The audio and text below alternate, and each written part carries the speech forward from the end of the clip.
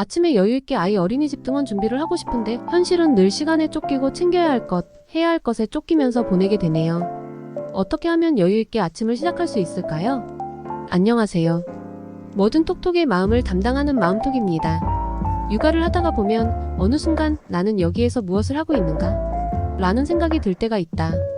아이들 어린이집 등원을 준비하다가 보면 아이가 일어나는 것을 힘들어할 때, 아침 식사를 잘 안 먹으려고 할 때, 이 닦고 세수하면서 장난을 칠 때, 아이가 아파서 짜증을 낼 때 등등 변수가 참 많다. 내가 희망하는 아침은 시간에 맞추어 준비를 마치고 여유있게 현관문을 나서는 것인데 그것이 쉽지 않다. 매일 시간에 쫓기며 아이를 재촉하고 나도 허둥지둥 준비를 해서 늦었어. 빨리 가야 해. 얼른 나가자. 를 반복하며 집을 나선다. 다들 이렇게 사는 것일까? 문득 궁금해졌다. 아이 셋을 키우는 친구의 이야기를 들어보면 아침 일찍 일어난 날도 등원 준비로 바쁘다고 한다. 여유있게 아침 산책을 하는 날도 가끔 있지만 매일매일 시간에 쫓기는 것은 비슷하다고 한다. 나만 바쁜 것은 아니었나 보다. 아이를 키우면서 가장 필요한 것은 육아에 대한 공부이다. 아이를 더 잘 키우기 위한 방법을 찾기 위한 것도 있지만 육아라는 인생길을 보다 쉽게 갈 수 있는 노하우나 팁이 절실하게 필요하다.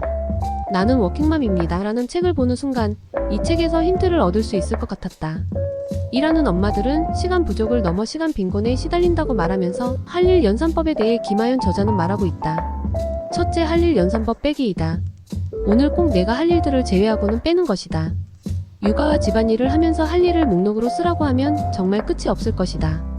일을 하고 있다면 제한된 시간 안에서 해결해야 하는 것들이 너무나도 많다. 돌려놓은 빨래를 깜빡하고 널지 않아서 아침밥 걱정에 자다가 새벽에 일어나기도 하기 때문이다.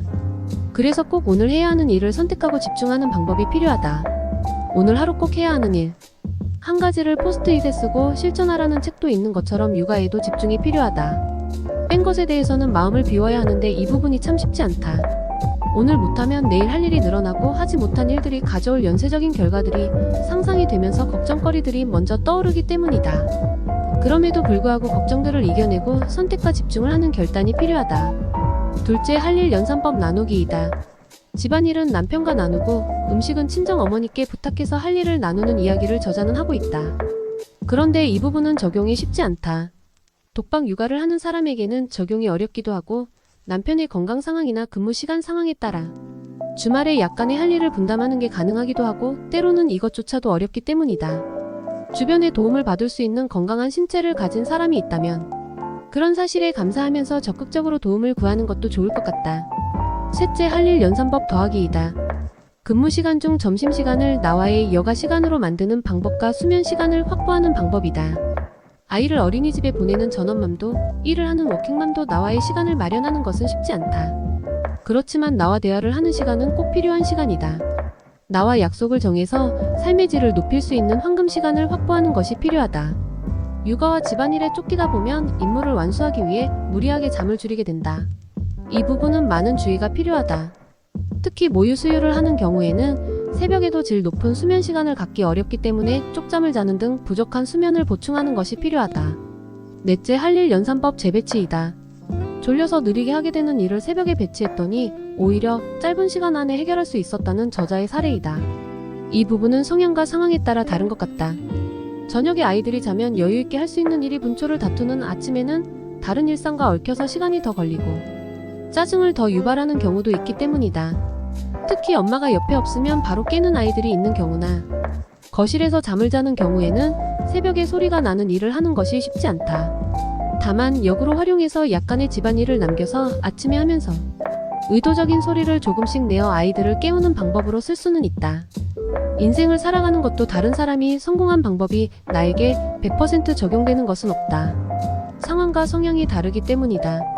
육아도 누군가의 성공한 육아가 나에게 다 좋은 것은 아니다. 내가 적용해보고 시행착오를 통해서 나만의 노하우를 쌓아야 한다. 나는 워킹맘입니다. 저자의 방법 중에서는 꼭 해야 하는 일을 추려서 집중하는 것과 재충전을 위한 나만의 시간을 마련하는 부분이 나의 삶의 노하우에는 도움이 되었다. 육아와 집안일 일을 하며 시간이 부족할 때에는 스마트폰으로 날아오는 다양한 광고와 알람을 확인하며 지우는 시간도 아깝더라고요. 그래서 요즘 카톡이나 네이버에서 채널 차단이 필요한 것들을 차단하고 있어요. 한 가지에 집중을 할 때는 스마트폰의 집중 모드를 활용하는 것도 도움이 되더라고요. 누구에게나 매일 주어지는 24시간. 오늘은 꼭 해야 할 일만 하고 잠깐이라도 스스로에게 여유를 선물하는 것은 어떨까요? 뭐든 톡톡의 마음톡이 삶의 활력을 드리는데 도움이 되었으면 좋겠네요. 그럼 또 더 좋은 이야기를 가지고 찾아올게요.